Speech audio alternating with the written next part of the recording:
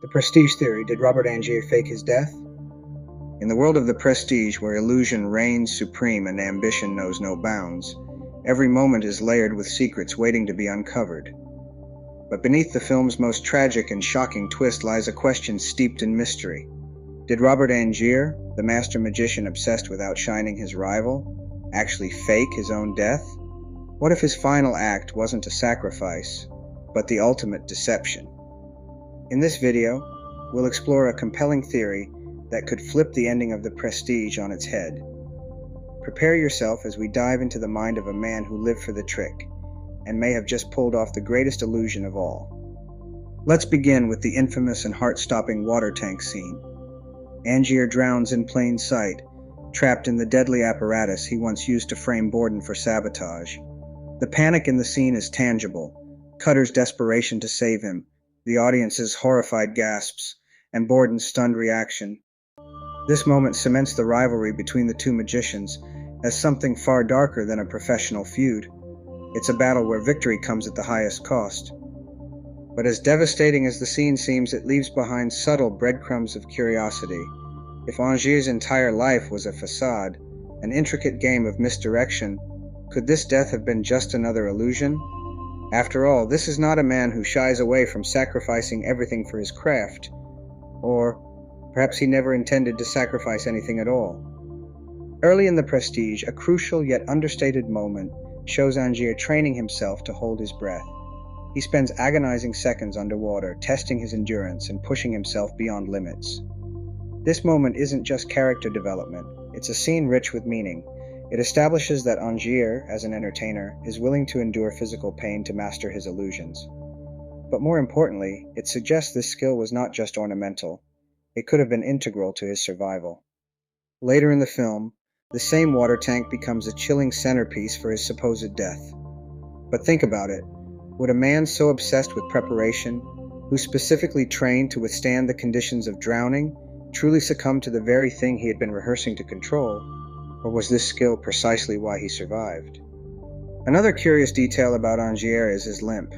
Throughout the film, Angier manipulates his appearance and physicality to fit his needs, whether he's disguising himself or staging an elaborate stunt.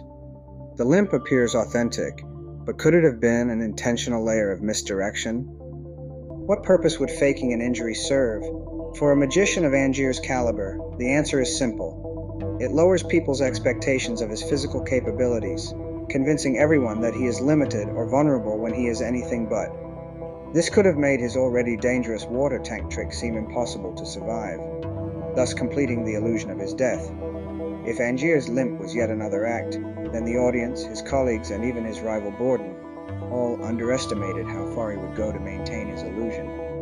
To fully appreciate the theory, we must consider Angier's character. His obsession with besting Bordon consumes him entirely. While Bordon sacrifices for his artistry out of passion for the craft, Angier sacrifices in pursuit of revenge and validation. He doesn't care about creating for the sake of magic, he wants to utterly destroy his rival. This obsession makes faking his death a logical step in his quest for the ultimate triumph. Imagine the satisfaction Angier would feel as Bordon gets wrongfully convicted of murder, crushed under the weight of a crime he didn't commit. Faking his death would allow Angier to not only win their rivalry, but escape the poisonous cycle of obsession on his own terms. But how far would Angier go to make this deception foolproof? The answer lies in the fragmented clues hidden throughout the narrative. Throughout the Prestige, we're reminded that magicians dedicate their lives to deception. Every gesture, every decision, every word is carefully orchestrated to maintain the illusion. Angier lives this principle to the extreme. He transforms his life into one elaborate, unrelenting performance. If anyone could escape death convincingly, it would be him. And the setup is just right. The water tank, a symbol of both danger and mastery, provides the perfect stage for the ultimate trick. Angier practiced this act obsessively, ensuring he could survive its worst conditions. Combine this with his tendency to deceive, not just on stage but in every facet of his life, and the evidence begins to stack up. Even Cutter, Angier's trusted engineer, becomes a pawn in this dark tale. Cutter's raw emotion and guilt over his inability to save Angier only add credibility to the performance. By keeping Cutter and others in the dark, Angier ensures that every reaction, from panic to devastation, is genuine, selling his death to the entire world. Now let's pause for a moment to address the other side of the theory. Some believe Angier's death is final and essential to the story's themes. After all, the introduction of Tesla's machine brings in an element of inescapable tragedy. Each time Angier steps into that contraption, he creates a duplicate, one who lives and one who inevitably dies.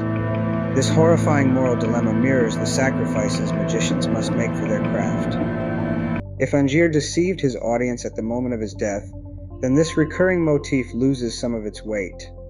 Would faking his death still align with the story's themes of sacrifice and obsession, or would it undermine them entirely? Additionally, if Angier survived, why would he allow Bordon to discover his secret afterward? Why not vanish completely? And what about the several drowned Angiers found in the tanks, an unsettling reminder of the cost of his acts? These are valid points that complicate the theory. However, Angier's survival doesn't negate the tragedy of his story. It deepens it. If Angier faked his death not just to defeat Bordon, but to escape, his fate becomes even darker.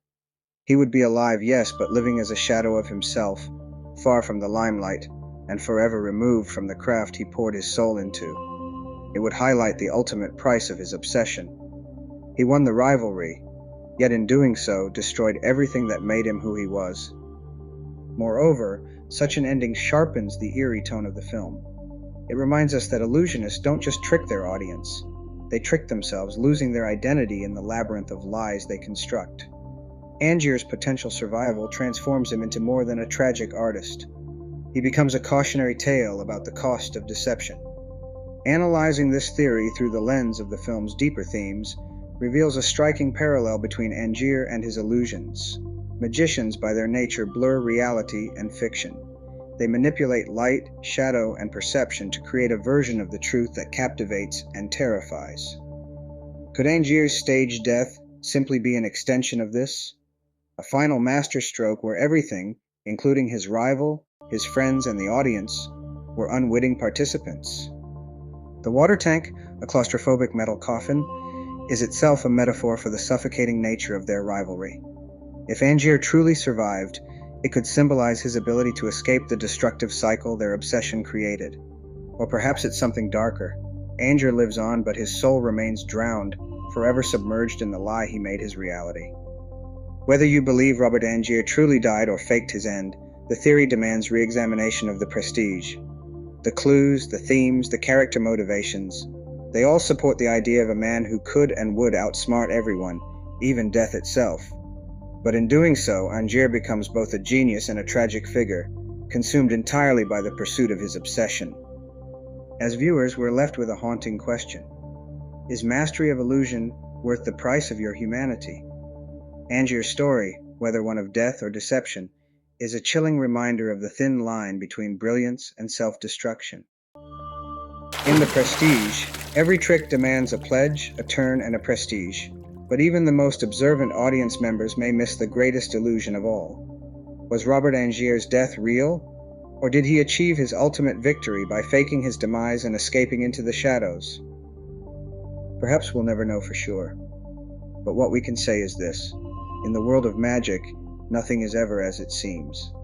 And it's this mystery, this tantalizing ambiguity, that keeps us coming back, questioning, theorizing, and marveling at the intricacy of every moment in the Prestige. What do you think? Is this theory plausible? Or does Angier's sacrifice remain as real and final as it appears? Let us know your thoughts, and be sure to watch the Prestige again, keeping an eye out for the illusion that might have been hiding in plain sight all along.